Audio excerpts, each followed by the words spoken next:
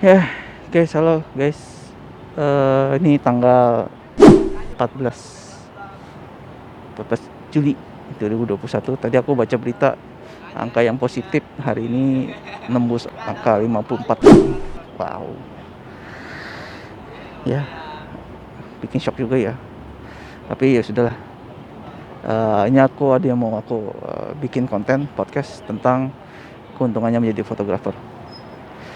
Eh, Kenapa aku ngomongin ini? Karena ini juga berkaitan dengan bidangku ya, pekerjaanku sebagai fotografer. Jadi aku tahu, aku juga ngomongin sesuatu hal yang eh, apa ya, yang cuman aku dengar dari orang lain ataupun aku lihat dari orang apa, lihat dari TV atau dari handphone, dari YouTube. Tapi ini kan sesuatu yang aku jalanin ya, benar-benar. Jadi aku tahu keuntungannya di fotografer guys. Kenapa aku ngomong ini supaya kalian ya tertarik jadi fotografer ya? Karena aku lihat juga sebenarnya banyak sih orang yang, kalau aku bilang sih itu bermain ya. Kenapa aku bilang bermain ya? Karena tidak memakai dengan tepat ya. Maksudnya bermain dengan kamera. Jadi banyak orang tuh punya kamera tapi aku bilang tuh main-main ya.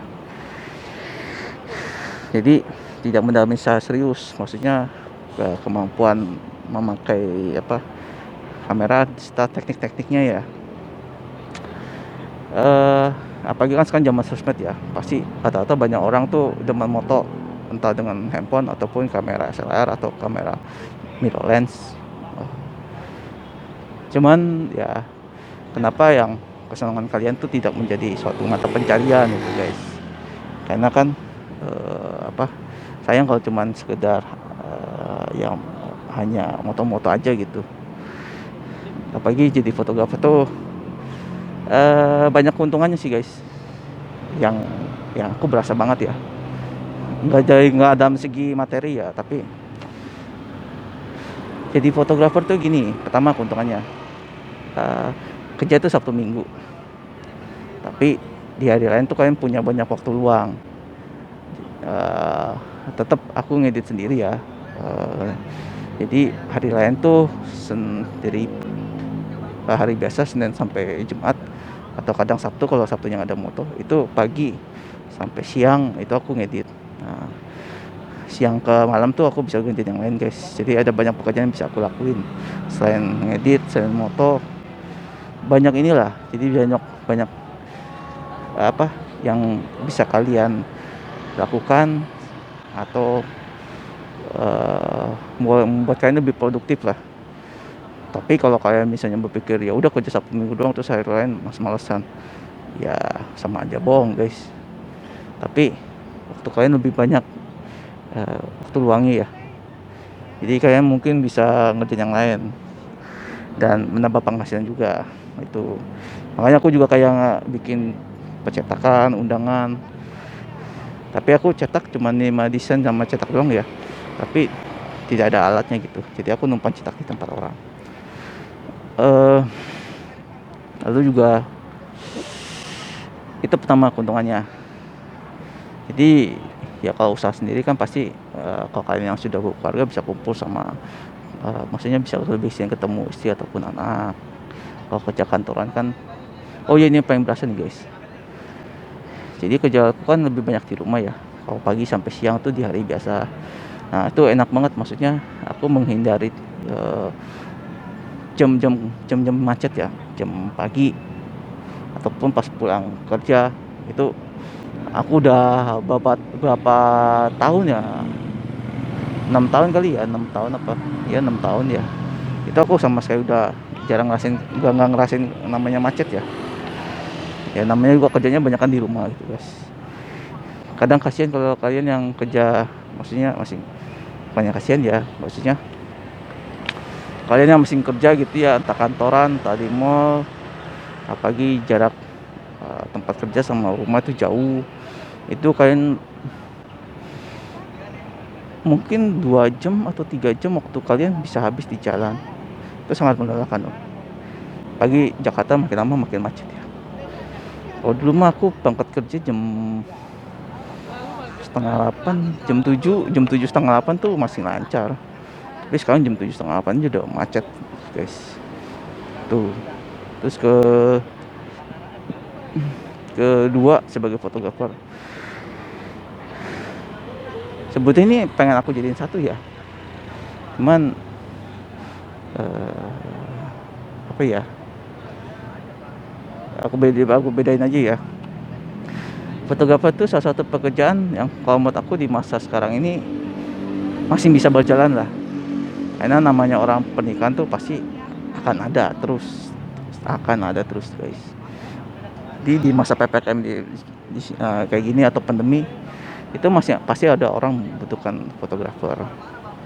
Cuman gimana kalian mencari klien, mencari apa, yang mau pakai jasa kalian, terus gimana hubungan kalian dengan eh, apa sih, jaringan kalian dengan tukang rias, dengan tukang tenda tuh. Makanya di masa pandemi ini aku sempet dalam sebulan tuh dapat 4 job tuh, lumayan guys. Kadang ya penghasilanku ya masih lumayan lah dibanding orang yang kerja di mall gitu, karena kan kepotong gaji ya. Cuman saat ppkm darurat ini ya baru kena efeknya, dimana nggak cuma aku sih, semua orang ya, hajatan juga dilarang gitu. Cuman efeknya tuh nggak terlalu inilah di masa pandemi kayak gini, masih aku dapet job lah. Terus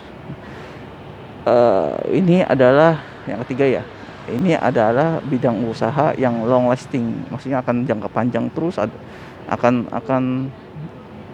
ada terus guys sampai kalian tua. Beda ya kalau kalian misalnya kerja di mall ya pagi ya, kebentuk pasti kalau kalian udah menginjak 25 ke atas atau 30 waktu itu akan sulit ya, apalagi mencari pekerjaan di mall gitu saat udah usia yang tadi aku bilang ya, di atas 26 27, itu sulit. Tapi kalau fotografer tuh akan panjang terus guys. Sampai kapanpun. Itu pertama. Jadi kalian jangan takut, oh nggak akan laku, nggak, atau kayak makanan gitu banyak saingan, terus wah yang ini rasanya nih udah ini, nggak akan seperti itu guys. Jadi long lasting, jadi nggak akan namanya kena basi, expired ataupun bosen atau gimana, enggak. Orang kan pasti ada terus lah pakai jasa fotografer, apalagi kalau kalian terkenal baik ya secara komunikasi ataupun attitude tuh.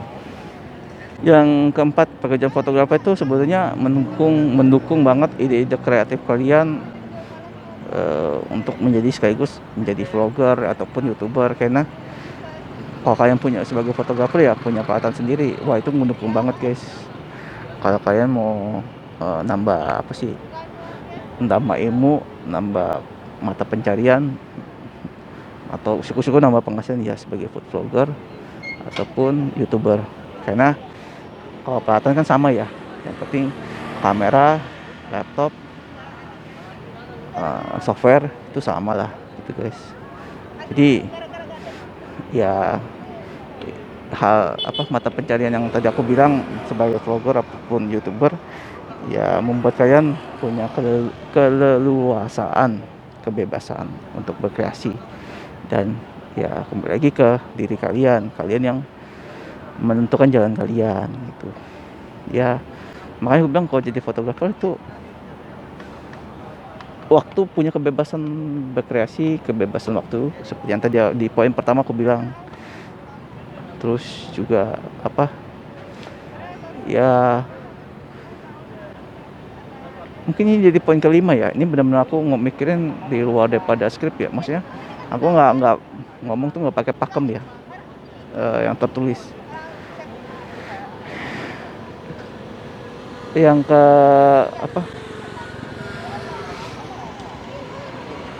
yang kelima, pekerjaan sebagai fotografer tuh membuat kalian awet muda ya. Jadi ya ini bagaimana tergantung kreativitas kalian. Jadi sebenarnya sih kerja nggak dibawa tekanan ya, tapi gimana selalu menumbuhkan ide-ide kreatif kalian.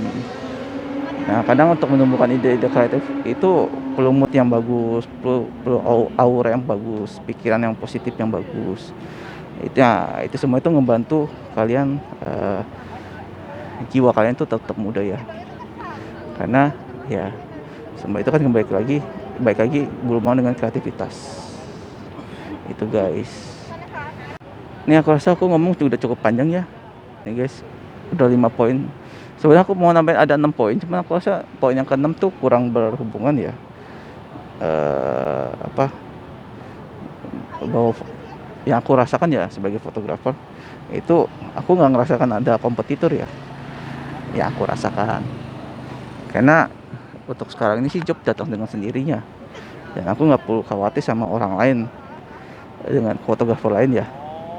Cuma aku rasa itu untuk nggak menjadi ini ya, itu kembali lagi gimana kalian mengelola bisnis kalian, mengelola apa sih pekerjaan kalian sebagai fotografer supaya lebih unggul. Aku rasa nggak kaitan lah dengan tema yang aku omongin ya sekarang ini. Aku rasa cukup.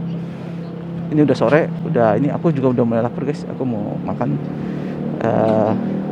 Jadi itulah keuntungan sebagai fotografer. Kalau kalian tertarik, ilmunya sih nggak inilah, ilmunya nggak dalam banget. Maksudnya kalau soal aku ngomong ke orang-orang ya kalau yang mau jadi fotografer dalam sehari itu kalian pasti bisa belajar lah semua ilmunya dalam sehari itu. Cuman ya itu semua butuh ilmu dan pengalaman. Nah ini pengalaman yang lama guys. Oke, aku rasa cukup sekian. Makasih udah menonton ya. Menonton dan mendengarkan obrolanku sore di CNI di tanggal 14 Juni 2021. Ya 14 Juni ya 2021. Inilah kontenku saat aku nggak bisa kemana-mana karena motor juga lagi di servis. Oke, makasih udah nonton. Jangan lupa subscribe, share, untuk tetap patuhi protokol kesehatan guys.